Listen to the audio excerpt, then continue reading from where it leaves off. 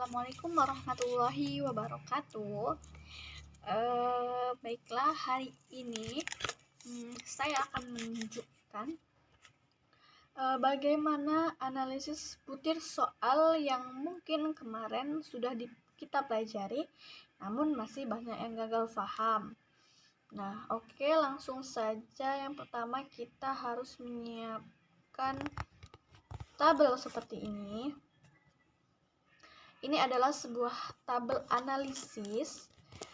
Kemudian masukkan nama, boleh nama atau kode. Kemudian ini ada heading.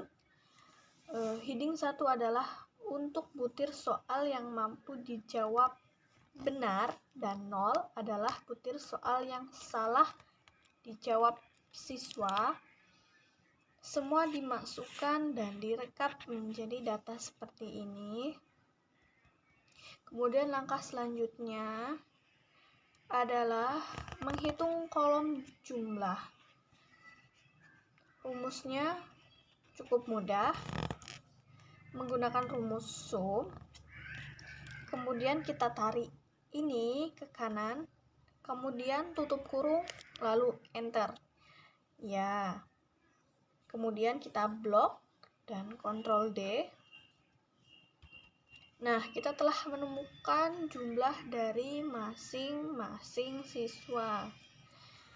Karena analisis ini analisis butir soal, maka kita menganalisisnya ke bawah. Nah, ketika kita telah mendapatkan data seperti ini, langkah kedua adalah mencari R-tabel. Bisa dicari di internet, cari saja tabel T atau R-tabel. Kemudian cari yang jumlah siswanya atau N-nya adalah 10. Di sini sudah saya masukkan. Kita tarik ke kanan juga agar nanti setiap butir soalnya bisa kita bandingkan dengan R-tabel yang kita buat. Karena rumus atau cara menentukan validitas suatu soal adalah R hitung lebih besar dari R-tabel, begitu ya. Nah, oke. Setelah memasukkan R-tabelnya, kemudian kita menghitung R hitung. Rumusnya menggunakan rumus correlation. Lalu apa yang dikorelasikan, yaitu ada petunjuknya, yaitu Ray 1. Ray 1 adalah item soal yang kita analisis. Kemudian titik koma dikorelasikan dengan kolom jumlah. Namun kolom jumlah di sini karena dia tidak boleh berpindah-pindah, jadi di sini kita absolutkan. Jadi dengan menekan tombol F4, nah nanti di sini ada simbol dolar seperti itu, kemudian kita tutup kurung dan enter. Nah, maka akan ketemu hasilnya. Nah, di sini kita akan tarik ke kanan. Nah, maka hasilnya akan muncul semua untuk 10 item soal. Nah, kemudian cara untuk mengecek rumus kita sudah benar atau belum. Nah, caranya dengan mendouble klik di tempat yang ingin kita koreksi. Kemudian di situ akan muncul biru dan merah. Nah, di sini akan selalu muncul seperti ini sesuai dengan butir yang dianalisis. Oke, selanjutnya kita akan menganalisis.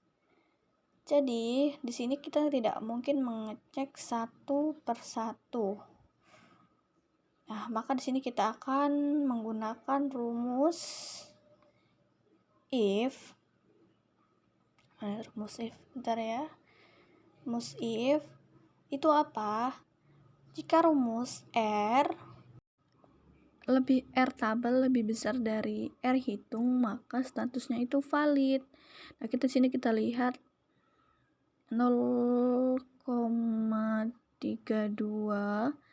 dengan R hitungnya 0,816, Maka di sini statusnya lebih besar yang R tabel ya.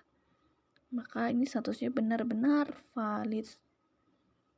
Oke.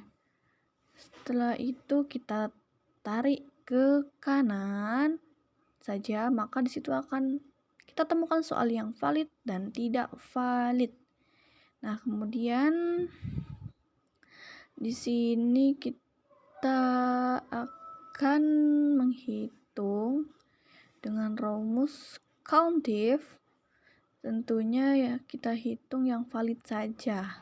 Kemudian kita jangan lupa menggunakan tanda petik lalu di enter. Kemudian lalu jumlah soal yang valid itu akan kelihatan. Nah, seperti ini. Oke. Tutup kurung. Nah,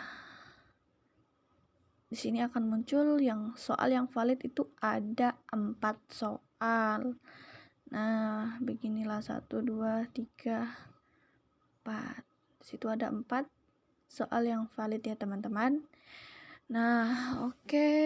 Mungkin tutorial yang saya pahami hanya ini saja. Apabila ada kekurangan itu sudah saya sadar dari diri saya sendiri. Dan apabila ada kelebihan itu datangnya dari Allah. Saya akhiri. Wabillahi taufiq wal hidayah. Wassalamualaikum warahmatullahi wabarakatuh.